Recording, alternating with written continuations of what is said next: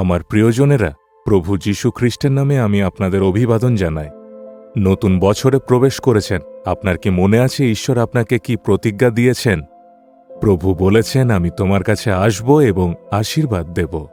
আপনাকে আশীর্বাদ দিতে ঈশ্বর খুশি হন। এই বছরও ঈশ্বর আপনার জন্য আশীর্বাদকে রেখেছেন এবং সেটা আপনাকেই প্রাপ্ত করতে হবে। আজকের দিনে ঈশ্বর আপনার জন্য একটা আশীর্বাদের প্রতিজ্ঞা রেখেছেন। আসুন আমার সাথে খুলুন আদিপুস্তক তার 12 অধ্যায়ের 2 পদ।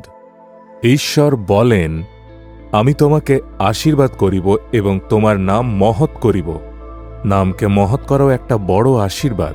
আপনি এটা বলেন, আমাকে সমস্ত মানুষ তুচ্ছ মনে করে, আমি তো অশিক্ষিত, সমস্ত লোকেরা অসম্মান করে, কাজের জায়গায় আমার কোনো সম্মান নেই, কেননা আমি বেশি পড়াশোনা করিনি।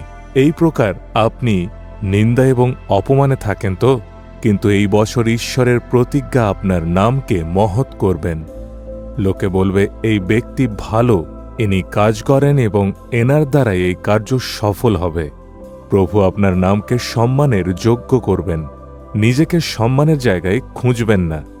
আপনি নিজের নামের নিজে নিজেই বড়াই করবেন না। ঈশ্বর নিজে আপনাকে দেখে আপনাকে উচ্চস্থানে রেখে বৃদ্ধি করবেন।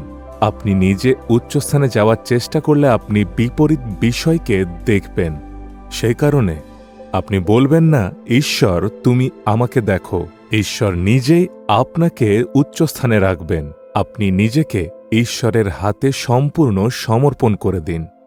বহু বছর পূর্বে একজন যুবকের সাথে আমি দেখা করেছিলাম। আমি যে সেবাকার্যে গিয়েছিলাম সেই ব্যক্তি সেখানে ছিল। সেই যুবক ভাই বলেছিল, আমি খুবই দুঃখে আছি, আমি যেখানেই যাই কোনো সফলতা পাই না, কাজ আমার টেকে না, সেই জন্য ঘরের মানুষেরা আমাকে বলে আমি অভিশপ্ত। সেই কারণে 3-4 মাস আমি একটা দোকানে কাজ করি, আর কাজ করার পর সেখান থেকে আমাকে বেরোতে হয়। আমি কি করব আমি বুঝতে পারছি না। আমি এখান থেকে, এই গ্রাম থেকে দূরে চলে যেতে চাই। তাই আপনি আমার জন্য প্রার্থনা করবেন। আমি কি করব এই বলে আমার কাছে বিনতি করে প্রার্থনা করতে বলে। সেই ভাইয়ের জন্য আমি প্রার্থনা করি, আর ঈশ্বর আমাকে যা কিছু বলেন সেটা তাকে বলি, এই শহরেই তোমাকে থাকতে হবে। আর ঈশ্বর বলেন, তোমার নামকে এই স্থানেই তিনি মহৎ করবেন। এটা শুনে সেই ভাই খুবই আনন্দিত হয়। খুবই আশ্চর্যের সাথে সেই যুবক জিজ্ঞাসা করে, ঈশ্বরের দ্বারা কি এটা সম্ভব? আজ্ঞে হ্যাঁ। তখন সেই যুবক অনেক আনন্দিত হয়। আমি তার জন্য প্রার্থনা করি এবং সাহায্য করি। আমি বলেছিলাম, যীশু খ্রিস্ট তোমার পাপকে, অভিশাপকে ক্রুশে নিয়ে নিয়েছেন। যীশু খ্রিস্ট তোমার জীবনে আশীর্বাদ দেবেন। দেখুন, ঈশ্বর তার জীবনে কার্য করেন এবং তাকে পরিবর্তন করেন, তার নামকে মহৎ করেন এবং সে বিজনেসম্যান হয়ে যায়। সেখানে বড় ব্যক্তিদের মধ্যে তাকেও গোনা হয়। সেই ভাই সমস্ত মানুষের জন্য সাহায্য করেন, আর পুলিশ ডিপার্টমেন্টেও এবং সেখানকার কালেক্টর অফিসেও, এবং সমস্ত লোকেদের মধ্যে তার মিত্রতা বেড়ে যায়। সমস্ত লোকেরা তার নামকে জানতে শুরু করে।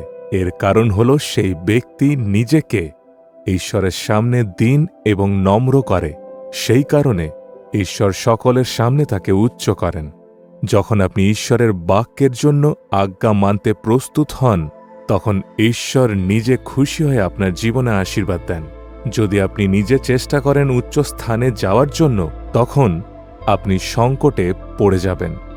প্রভুর কাছে এসে আপনাকে বলতে হবে, হে প্রভু, আমি দীন এবং নিজেকে নম্র করে তোমার হাতে নিজেকে সমর্পণ করি। তখন ঈশ্বর অবশ্যই আপনাকে আশীর্বাদ করবেন। আপনার গৃহে, চারিপাশে আপনাকে সবাই সম্মান করবে। আপনার কর্মক্ষেত্রে আপনি সম্মান পাবেন। সেবাকার্য ঈশ্বর আপনাকে আশীর্বাদ দিয়ে আপনার নামকে মহৎ করবেন। আপনি কি বিশ্বাস করেন? আমার সাথে প্রার্থনা করুন, হে ঈশ্বর, তুমি আমার জন্য প্রতিজ্ঞা করেছ, এই বছর আমি তোমার নামকে মহৎ করব। ঠিক সেইভাবেই প্রভু নিজের প্রতিজ্ঞাকে পূরণ করেন। আমি সেটা বিশ্বাস করি এবং সম্পূর্ণ হৃদয়ে সমর্পণ করি। তুমি আমাকে আশীর্বাদ দাও। যীশু খ্রিস্টের নামে, আমেন, আমেন।